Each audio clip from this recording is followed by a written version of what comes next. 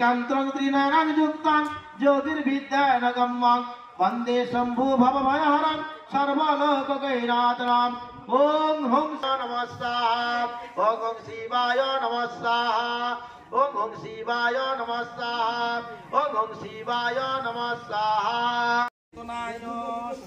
स्वाहा, ओं नीलाय स्वाहा, ओं अंगलुब्धाय स्वाहा, ओं शोभनाय स्वाहा, ओं लिंगराय स्वाहा, ओं स्वस्तिदाय स्वाहा, ओं नमः शिवाय। আমাদের এই পুজোটা শুরু হয়েছিল 1971 সালে। এই আমতলা তাজপুর গ্রামের লোকেরা, বয়স্ক লোকেরা, তারা প্রথমেই একটা মাঠে পুজো করতেন। সে মাঠ থেকে একজন কোনো একটা সুবর্ণদী ব্যক্তি আমাদের এই জায়গাটা দান করেছিলেন। সেই জায়গার উপরে আমাদের একটা মন্দির প্রতিষ্ঠা হয়েছিল। সেই মন্দিরটা এখন প্রায় ভগ্নাবশেষ ছিল।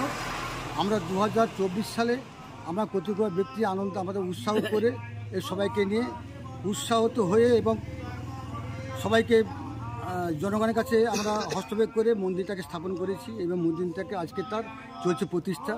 আমাদের এই সাফল্যটাকে আমরা যে অর্জন করতে পেরেছি এবং সাফল্য শীর্ষ মুখে এগিয়ে আসতে পেরেছি, এইটা আমাদের কাছে খুব আনন্দদায়ক। আমাদের আজকে সেই মন্দির প্রতিষ্ঠা হচ্ছে আজকে এবং আমাদের মন্দিরে প্রথমে সকালে আমাদের পুজোর জন্য আমাদের ঘর উত্তোলন হয়েছিল। ঘরের পরে মন্দির পূজা হয়েছিল। পুজো হয়ে যাওয়ার পরে মহাযজ্ঞ শুরু হয়েছে। এই মহাযজ্ঞটাতে আমাদের 5 রকমের কাঠ, আম কাঠ, আম, বেল, বট, অশ্বত্থ এবং ডুমুর গাছের কাঠ নিয়ে আমাদের এই যজ্ঞ চলছে। প্রায় 2080টা পর্যন্ত বেলপত্র এবং ফুল এবং প্রায় 80 কিলো পর্যন্ত ঘি আমাদের এই যজ্ঞতে আমাদের ব্যবহার করছি। এবং এই যে মন্দিরটা করতে পেরেছি, আমাদের সমস্ত বিভিন্ন গ্রামের থেকে যেখানে শুভানুধ্যায়ী সবার কাছে আমাদের হাত পেতে চেয়েছি, সবাই আমাদের সাহায্য দান করে দিচ্ছেন এবং আজও পর্যন্ত এখন পর্যন্ত লোক আমাদের দান করে যাচ্ছেন।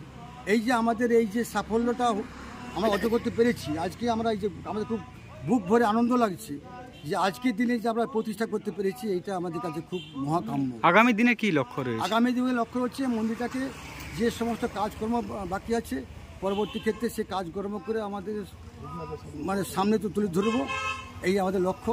এবং বিভিন্ন গ্রামবাসীর কাছ থেকে, শুভানুধ্যায়ীর কাছ থেকে আমরা আবেদন করব যে আমাদের এই প্রচেষ্টাকে যদি সাফল্য এগিয়ে আসে এবং সাহায্যের হাত বাড়িয়ে দেয়, এইটা আমাদের খুব কাম্য থাকবে জনগণের কাছে। সামনেই মা বাসন্তীর আগমন, কি পরিকল্পনা রয়েছে? বাসন্তীর আগমন হচ্ছে 4 এপ্রিল আমাদের দিন ঠিক হয়েছে, দিনটা ধার্য আছে, কারণ এটা ক্যালেন্ডারে যা দিন পড়েছে সেই দিনে আমরা উৎসব করব এবং সবাইকে আমন্ত্রণ করে এখানে আমাদের সেই দিনকে আমরা মন্দির প্রতিষ্ঠাপত করব, শুভ উদ্বোধন করব করে আমরা আজকে প্রাণ প্রতিষ্ঠা হলো, তাই তো? আজকে প্রাণ প্রতিষ্ঠা হলো।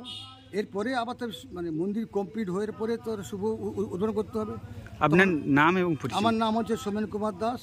আমি হচ্ছে এই পূজা কমিটির বাসন্তী কমিটির সভাপতি। আর ইনি হচ্ছে এই যে হচ্ছে খোকন মণ্ডল সহসভাপতি, ইনি হচ্ছে সম্পাদক